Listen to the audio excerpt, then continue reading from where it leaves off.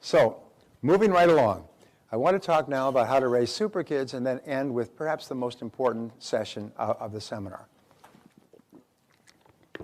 We say here that raising children today is very difficult, but it is the greatest responsibility that we have. It's the one responsibility that lasts beyond us into the decades ahead. Everything else will come and go, but our children will not. And that's why we say that all of life is the study of attention. And what you pay attention to is what you most value. And so you'll find that the very best parents are the ones that pay the most attention to their children. So how do we raise super kids? We say the key roles of parenting are to nurture your children and to build high self-esteem in them. And the organizing principle of parenting requires that you continually ask, does this build self-esteem in my child? One of the things that Barbara and I did when our children were young is we told them that you are a very special person and you come from God. And God has sent you to us as a gift. We don't own you, you own yourself. But God has sent you to us as a gift to take care of until you grow up. And we told each of our children that when they were young, and they go, wow, I mean, I came from God. They didn't even know what God was. But that is the way we've treated our children, as though they were gifts. Khalil Gibran in The Prophet says, your children come from you, but are not of you. They are like flaming arrows fired from your bow of life into the future. And who they are, you cannot control, and where they go, you will never be able to visit. If you ever read that in Khalil Gibran, it's a beautiful little 1 or 2 pages on children, but that's formed our philosophy as well. We don't own our children. We tell them that. We don't own you. If you make mistakes, I mean, you own yourself. And when you have daughters, and we have 2 beautiful daughters, we told them the same thing. You own yourself, so you take good care of yourself, and they always did. And if you understand what I mean as a father, they were always very smart about themselves. They say, hey, wait a minute, I own my body. I am not going to mess around or have anybody else. You know, I think I'll go on now. But that is your major role, is to build self-esteem in your children. If you do that, you have been an effective parent. And if you don't do that, really everything else is secondary. Unfortunately, as we know, most adults spend the next 50 years getting over the first 5. And many people never get over it at all. Maslow's work concluded that probably 98% of adults never really do recover from mistakes that parents make when they are young. The criticism, the lack of attention, the condemnation, the complaining, and so on. They just never really get over them because there's no courses, no really good courses on parenting. And many parents think, oh, I'll just do what comes naturally, which means by the law of inertia, you will do to your children what your parents did to you and what their parents did to them. It'll be carried on down the generations. So we say 3, some thoughts to remember in building a child's self-esteem. Number 1, never use destructive criticism on your child. Never destructively criticize your child. We absolutely refuse to do that. If there's something that we disagree with, or they make a mistake or something else, we discuss it. And one of the things we've always done is we've always treated our children like adults. Even when they're 3 years old, we talk to them like adults, and we explain things to them, and we ask for their opinion, and we never baby talk. But we never use destructive criticism because destructive criticism leaves scars that last for life. And we knew that going in. I had so much criticism when I was growing up. Barbara, I don't think as much, but I had so much criticism that I actually thanked my parents. I thanked my parents because I made a decision that I would not do to my children what they did to me. And so I broke the cycle of the generations, and I did the opposite. So never use destructive criticism on your children. Number 2 is lack of love is the major reason for psychological, physical, and emotional problems in life. In fact, there's lots of studies that show that children who do not have love and touching in their earlier years fail to thrive. In other words, they don't grow. They don't grow as fast as others. They're actually shorter and smaller than their peers because they're not getting enough love. And there's a great story of a little boy. He was about 3, 4 years old. And his parents went out for dinner and were killed in a car crash. He's a single child, only child in the family. And the next thing he knew, all these strangers came in and they took him away and they processed him through the social welfare system. I guess it wasn't a family to take care of him. And they put him into foster care. And they put him in foster care, and he's one of 16 kids in a foster care family where they got multiple bunk beds and so on. And he got no attention and no affection at all. And 4 years old, 5 years old, 6 years old, he was depressed, he was angry, threw tantrums, he acted out, he did all kinds of things, he fought with the other kids, and he got sent from foster home to foster home. They said, we can't take him. He went through foster homes until he was about 8 years old. And when he's 8 years old, a couple visited the foster home and looking for a child to adopt. And they saw him, and he was an angry little kid, but something about him really attracted them. So they took him home, and they began to smother him with love. They talked to him, and they listened to him, and they cared for him, and they took him for walks. And at a certain point, he started to realize he was safe again. For the first time, he was safe again. And he started to grow. He hadn't grown since he was 3 to 4 years old. Within the next 6 months, he grew 5 years. It was the most amazing thing. As he began to get this love, like water, like rain and sunshine on a flower, he just began to flower. And he became a beautiful young man, beautiful little boy. And it's just an example of many of the examples in the literature of this failure to thrive through lack of love. The rule is, and I've said this before, is you cannot give a child too much love in their formative years. You can't give them too much love. And you can never give them too much love, but in their formative years, you can never give them too much. So don't worry about it. Some people say, well, you don't want to make them, turn them into sissies. There's no immediate danger. Number 3, children need a continuous flow of love and approval from their parents. The love and approval is like oxygen to a person in an oxygen tent. They need a steady flow, and they have to know that it will come without interruptions.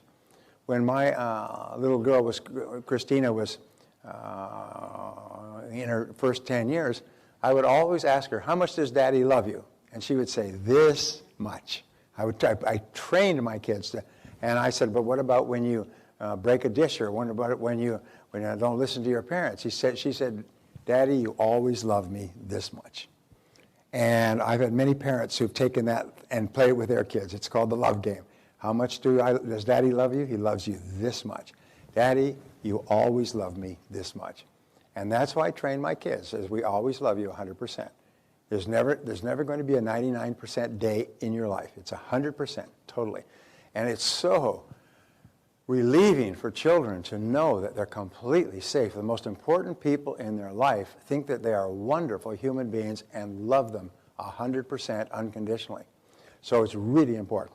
Number 4, children need praise, and they need encouragement, and they need reinforcement, and they need patience and loving kindness and caring. They need all of these things, and they need them in a steady, steady flow. And remember, maybe people think it's my job is to get them off to school. No, your job is to raise them with high self-esteem. And everything has to be based on that, high self-esteem. And then when you praise them, you make them feel important. When you encourage them, you make them feel important and valuable. When you practice patience with them. And there's a wonderful little poem that said, children learn what they experience. And if you raise a child with love, they grow up with love. If you raise a child with kindness, they grow up to be kind. If you raise a child with patience, they grow up to be patient, and so on.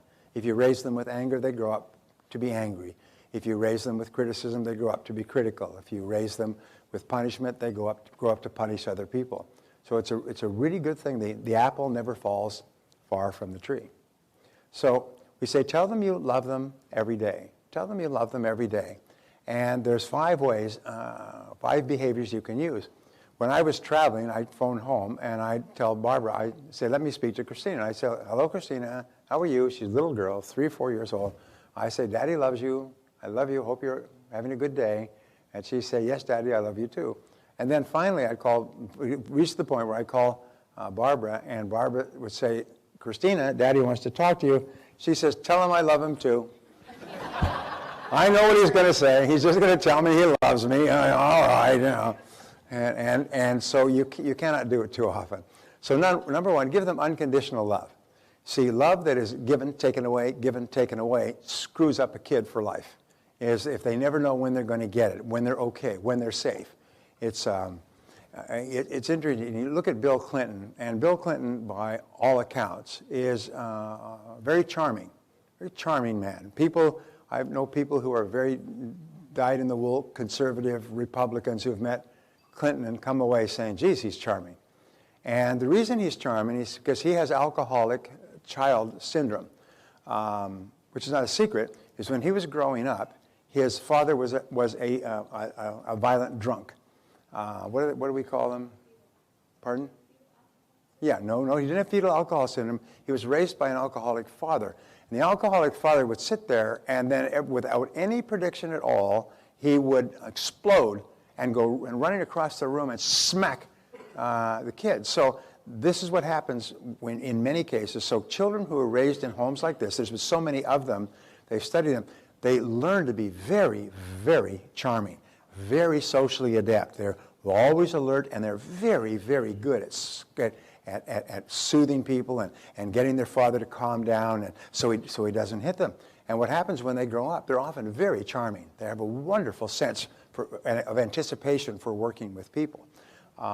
And why? Is because the love is unconditional. It traumatizes the child. They never know, are they going to be loved, or are they going to be hit?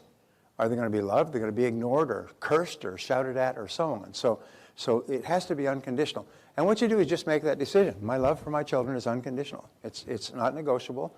There's nothing that they can do that will cause me to love them less than 100%. And number two is make eye contact. Eye contact is a very powerful way of telling your children that you love them. You might want to make a note of this. If you have children, there's a man named Dr. Ross Campbell, and he wrote 2 books which are the great classics. One is How to Really Love Your Child, and the second is How to Really Love Your Teenager. And the books are available on Amazon. And these books are absolutely wonderful books. They just had a major effect on Barbara and I raising our children, because he said that children need continual emotional sustenance. They need oxygen and they need love. And so therefore, there are ways that you give them this mainlining of love so that they're constantly feeling loved and secure. And one is with eye contact, with what we call loving eye contact. And when you are in love with a person for the first time, you just people gaze into each other's eyes when they're in love. With your child, what you do is you just look into your child's eyes and you smile and you just look at them like that. If you ever tried this with a child, especially an infant will go like this. They get so excited when their mother or father looks at them in the eye and smiles. It just gets them all excited because they feel so happy inside. And growing children, even adults, respond very well to this, as we talked about before. Number 3 is give lots of physical contact. Hug them, hold them, pat them, stroke them, hold them in your arms, especially in their formative years. We mentioned earlier that one of the reasons that children cry at night when they're infants is to find out if they're safe. And one of the things you do is you go and pick them up and hold them and talk to them and rock them, and now they know they're safe, and then go back to sleep again. So give them lots of physical contact. And you'll find that when you give them lots of physical contact, they grow up very, very strong. They grow up very, very confident in themselves. And my boys and I still hug each other. And we never, my daughters as well, but my boys and I just get along so wonderfully well because I've loved them and hugged them ever since they were small. Number 4 is give them focused attention. And focused attention is where you spend long, unbroken times with them, whether it's in drives or going for walks or going to movies or sitting together when you're traveling or sitting with them at home. Focused attention where there's no other disturbance. One of my rules, and I learned this, I had a woman who was a friend who was, her name was Diane, and she was a mess. She just went through a couple of marriages, and she was always insecure and unhappy. And she said when she was young, she would go to her mother, and her mother, who loved to read, and obviously wasn't into parenting, her mother would say, "Go away, I'm reading. Go away, I'm reading." And if she kept coming, she would smack her and say, "Go away, I'm reading." And it developed within her a profound insecurity that she still had when she was 35 years old. So one of the things, one of the things that I do is if one of my children come to me, now they're all grown up, I stop everything. If I'm watching television, which isn't that often, I stop it. If I'm working, I stop it. If I'm reading, I stop it. If I'm reading something, I close it up, put it down, put it away. I don't sit there and try to read it in my lap, you know. As I make it clear, there's nothing more important than you when you're here. And the same thing with Barbara is I will stop everything that I'm doing for a member of my family because I know what's important, and what's important is focused attention. And there's nothing more insulting than unfocused attention. There's nothing more insulting than talking to a person, or talking to someone else on the phone and making notes and reading the paper and watching television. So when our kids come over, we turn off the television. We never have the television on during dinner. Never, never, never, never, never, never. When you sit down for dinner, you can have music if you like. Best is classical. If it's rock and roll, you'll sing along, mentally. So just put classical music, no television. When you're sitting at the table, everybody should be looking at each other. There's an interesting study that said the number of times that a family has dinner together or breakfast together or lunch together has an enormous impact on the evolution of the child's psyche and mentality and on their formation of a family. We used to always insist on family dinner. And whenever what happened, every Friday or Sunday night, we'd have family dinner. And our kids would say, oh, they want to go out, and they want to go here, and they want to go there. I said, no, you're going to be here for family dinner, or no allowance. I said there. Once they sat down, they'd be fine. Everybody would be talking and everything else. Now time has passed, they've grown up, and they're adamant about family dinner. We have family dinner. My daughter's married, my son's married, my other son is married, and boy, they're adamant about family dinner, either with themselves or coming to our home. And it's because the love and the communication and the openness that goes around that dinner table when you're eating together is really wonderful. A little wine doesn't hurt either. Number 5, give them continuous praise and approval. Be continually building them up. Be continually telling them how good they are. Because they are. They're the most important people in your life. I remember watching television with Christina, and there was a ransom, and the family was being asked to give $1 million to get the little girl back who had been kidnapped. And Christina asked me, Daddy, if somebody kidnapped me, would you pay $1 million to get me back? And I said, of course I would. Would you pay $2 million? I said, sure. Would you give this house? And I said, yes, I would give anything. I would give anything to get you back if something happened to you. There's no limit. And then after that, she said, oh, that's good. And she went back to watching the movie. She just filed it away. And then afterwards I was thinking, what if someone had taken my child and instead of demanding ransom for the child, they said, if you don't give us $1 million, we'll cut off her finger. But just think about that. How long would it take you to decide to give them $1 million to stop them from cutting off her finger? Instantly. There's no question about that. Just cut off the end of the finger, the last knuckle. I mean, you would pay anything in the world to protect your children, to make sure that nothing happened to your children. And then you come home, watch television, and ignore them. Treat them like pets, scratch them behind the ears, send them down to their kennel, bedroom, to play video games. And people say, no, I would never, I would pay anything to stop one knuckle being cut off by a kidnapper, but you don't even spend time with them when you're at home with them, when you've got them for those moments. Something to think about, just priorities. So we say the best determinants of peak performance, and there's been several studies done on this. There's 2 factors that take place in a house that raises kids that become high achievers by the time they're 18. And they've tracked this all the way back, and they see kids that become heads of the glee club, and they get or student body president, and they go out, they get jobs, they get onto teams, they go to good universities, they're highly self-responsible. 2 factors in child raising. Number 1 is a democratic environment.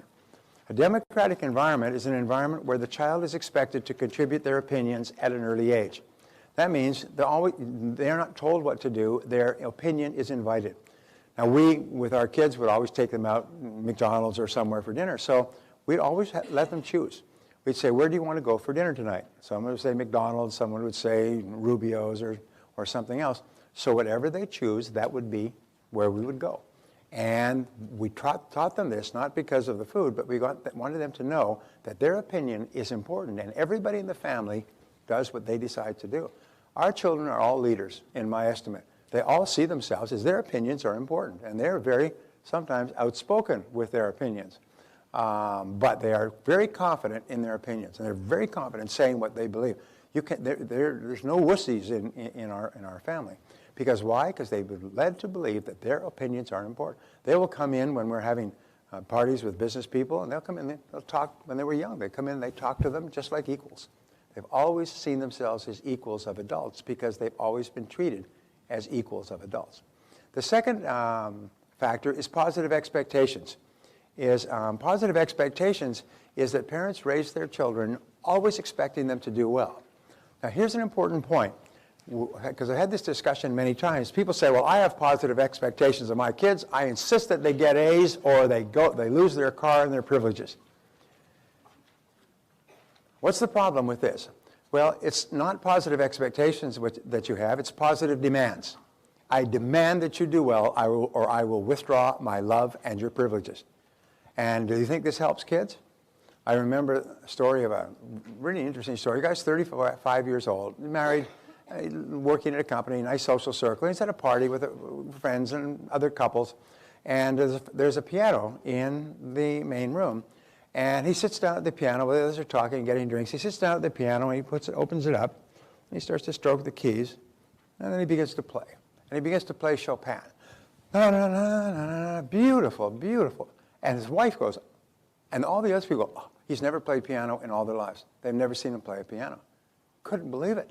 That says beautiful, beautiful. Well, he said, yes, I took piano lessons for about 15 years. My parents made me take them from the age of 5 to the age of about 18 when I left home. They made me practice every single day. And I got right up to the point of his junior concert pianist. As a junior pianist, he said, when I left home, I never touched a piano again for the rest of my life. He said, I hated it because they always demanded that I practice. And so positive demands are very different from positive expectations. Positive demands suggest that if you don't do it, you're going to have love withdrawn. And positive expectations are, I know you can do it. I know you can do it. Parents frequently say, I believe in you. I believe you can do it. Get a bad grade? Hey, you get a better grade next time. Good grief. As long as you don't get grades as bad as I did when I was in school, we'll all be fine.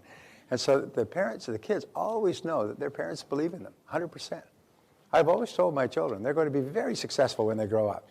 I remember when Christina was born, and she was a little baby, I'd say, Christina, you're going to be a big success when you grow up. You're going to be a big success when you grow up. You're going to be a big success when you grow up. You're going to be a big success when you grow up. You're going to be a big success when you grow up. Every one of my children is hardwired for success. Every one of them will be great successes. They cannot conceive of it being otherwise. They say they're basically successes looking for a place to happen. So early on, teach your children to say, I like myself. I like myself. Tell them to say, I like myself. Now, when you're upset, say, I like myself. You just got a bad grade, say, I like myself. You're feeling angry, irritable, just say, I like myself. And kids are so suggestive that when they say it, they just smile. They can't stop. They can't say it and not smile. Most wonderful thing, because when you teach them to say, I like myself, then they become their own self-generating machines when they leave home. They know how to talk to themselves, how to think about themselves, how to set goals, and they just become positive, high self-esteem young people. So what can you do if you have made mistakes in raising your children? This is one of the most interesting breakthroughs, and someone was asking about this earlier, is what if you have raised them with destructive criticism, and as a result, they've lost their enthusiasm for life, they get lousy grades, they're problem kids. We worked with parents who have been in counseling for 2 or 3 years because they have a totally dysfunctional family. They've got to go once a week, ordered by the court, to professional counseling because their kids are in so much trouble in school. Totally dysfunctional. And they didn't even understand what it was because when they were not in counseling, the parents were destructively criticizing and emotionally beating up their kids all the time to straighten up and fly right. And they couldn't understand why it wasn't working. So here's what you do. If you've made mistakes, if you've criticized your children, you gather your children around you and you sit them down and you say, I want to apologize to you for anything that I've ever done or said that's hurt you in the past. I want you to know that I'm sorry and I want you to forgive me. Will you forgive me for everything and anything I ever did that hurt you in the past? And it takes an enormous amount of courage to do this, but when you do it, it takes the burden of guilt and worthlessness and anger and frustration off the child's back. Just like cutting off a pack, it just falls away. And we've had people who've been in counseling, as I say, for years.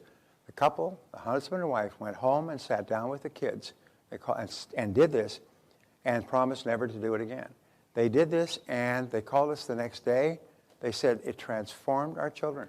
Sometimes children will break into tears. Sometimes they'll get up and leave the room because they're so emotionally overwhelmed by their parents who've been beating up on them all this time, apologizing and asking for forgiveness.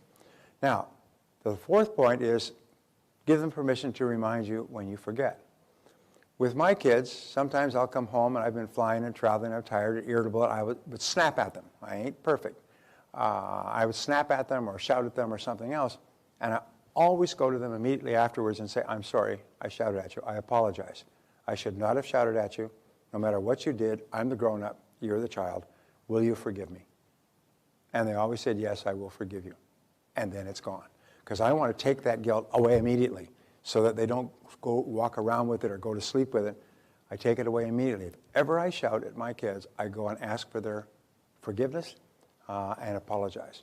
And when you do that, when you sit them down and then you promise never to do it again, I will never do it again, and if I ever say an unkind word to you again, you have my permission to remind me so that I don't forget, not to remember, whatever. So if you'll do this, just gather the kids, sit them down, apologize for everything you ever said or did that hurt them in any way, and promise never to do it again. And what will happen is very often they will go through a transformation. The stories of the number of transformations, even teenagers, 16, 17, 18 years old, even adults, 25-year-old children, the father will call them.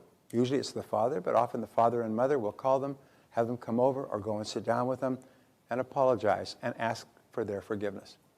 And suddenly the relationship between the two transforms.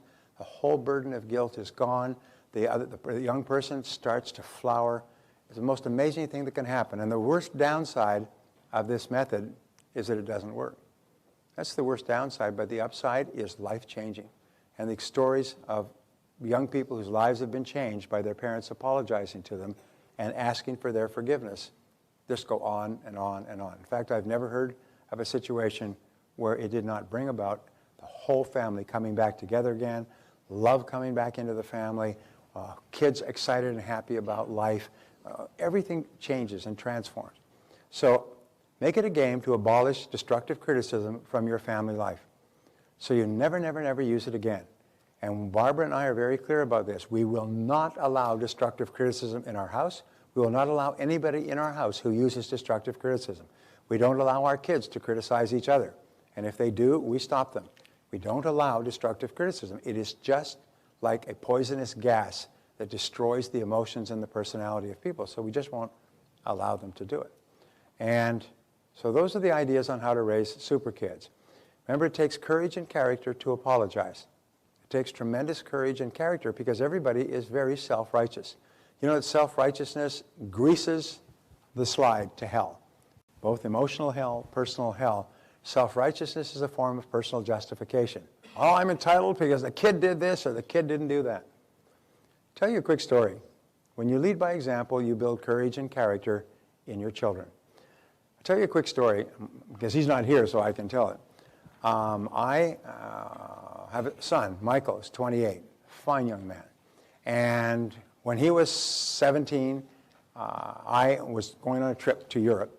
And I said to Michael, and Michael didn't have a car at that time. He didn't have good enough grades to get a car. If he was driving, he'd have to drive the van. I said to Michael, I said, I've got a fairly new Lexus. I said, Michael, I'm going to Europe for a week, and my car gets really, really lonely if it's left by itself. And I wonder if, you know, I don't mean to impose on you, I wonder if you just kind of take it out and drive it around on a daily basis, just so it doesn't feel bad. Would you do that for me? Well, he had a smile so big he could have eaten a banana sideways. I said, absolutely. So I gave him the car keys, went to the airport, flew off to Europe. And I'm in England, and I phoned home the following, maybe 2 days later. It's 11 o'clock at night in London, which is 7 o'clock in the morning in San Diego. I phone home, and I say, hi, Barbara, how's everything going? Da-da-da-da. She said, fine. You never want to hear the word fine pronounced like that on the phone when you're on the other side of the world. Well, everything's going fine. I said, what's up? She said, are you sitting down? You never want to hear that either. Are you sitting down? I said, yeah, sure. Okay, I'm sitting down. What's up? She said, well, Michael took your car out, and he wasn't used to it, and he came to a stop sign, and he stepped on the gas too hard. Instead of turning, he went straight off the road into an 8-foot, 10-foot ditch. And I said, what's the damage? I said, is Michael okay? Yes, he was wearing a seatbelt. I said, what's the damage? It's going to cost about $10,000 or $12,000. It was darn near marginal whether the car was repairable. It's going to cost about $10,000 or $12,000. I said, how's Michael? He said, Michael is shattered. He is just shattered. He's been walking around like a person who's just been sentenced to death. He's walking around, he's white-faced, and he's gone. And so I said, is he still there? He hasn't gone to school yet? He's still here. He said, put him on the phone. Because now I knew we had what was called a teaching moment, okay? Both for me and for Michael. So she said, no, he doesn't want to talk to you. I said, Barbara, you tell him that he has to speak to me. Put him on the phone. So you could hear him, Michael, come here. So Michael came, and he took the phone. I said, hello, Michael. And he said, hello. I said, Michael, I understand you wrecked my car. I said, yeah. I said, you drove it into a ditch? He said, yeah. I said, you know it's going to cost about $10,000 to fix it? Yeah. He said, I know that. I said, well, Michael, these things happen, and we will get past this, and life will go on. I want you to know that I love you, and I'm proud of you, and I think you're a wonderful young man, and you had a car crash, but boys are more important than cars. So it's okay. And I'll see you when I get back, okay? And he gave the phone back to Barbara. She said, I don't know what you said to him, but his whole face changed. He just lit up. He had this great smile. All this burden was taken off of his shoulders. And I knew that this was a teaching moment for me and for him. Because it's real easy to talk about, loving and hugging and caring and sharing with your kids, but when they wreck your car, and now it's choose-up time. Now you have to decide how you're going to behave, and it's then where you demonstrate the truth of how you feel about your children. And I told him, I love you, and I'm proud of you. I think you're a fine man, young man, and it's okay. We'll get past this, and life will go on. So you go off to school, and you have a good day. I still remember that, and Michael still remembers that, because that was the proof. That was like sort of the acid test of the relationship. The reason I tell you that story is not to entertain you so much as to realize is when your kids are least likely, least deserving of love because of their behavior that they most need your love. It's when they're most deserving of being punished of some kind that they most need your absolutely unconditional love and approval. That's when you really demonstrate what you're really made of and what your relationship is really made of. And if you'll do that just the one time, there was never again a crisis with our children that was not responded to in the same way. Whatever happens, we love you, we're proud of you, and this will pass. We will go on together. And we've had car wrecks, and we've had all kinds of things that have happened, and life does go on. One of the great questions is asked, what difference will this make in 10 years? And if in 10 years you will not even remember that it happened, then let it go. Just let it go. So that's how to raise super